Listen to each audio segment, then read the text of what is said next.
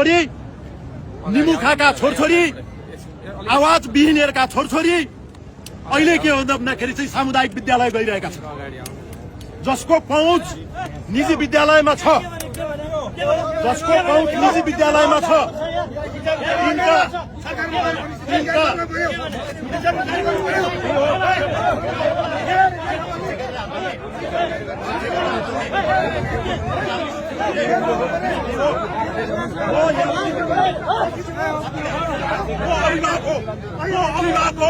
मेरो बच्चा सरकारी स्कुलमा पढ्छ, मेरो बच्चा सरकारी स्कुलमा पढ्छ।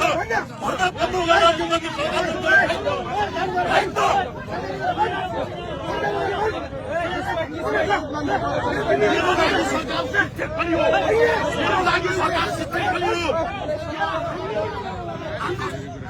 हाल्नु छोडेर आएको म आएको हाल्नु छोडेर मासमै आउने हो, अनसनमै बस्ने हो म।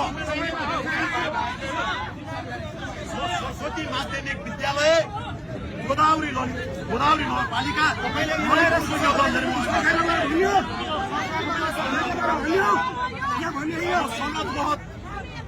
सनोज महत मेरो जुन विद्यालयमा मेरो छोरी पढ्छ त्यो विद्यालय गोदावरी नगरपालिकाको नम्बर 1 माध्यमिक विद्यालय हो।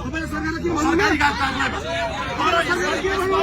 बिएलीमा त 6 जना मान्छे पास गर्छ, 39 जना।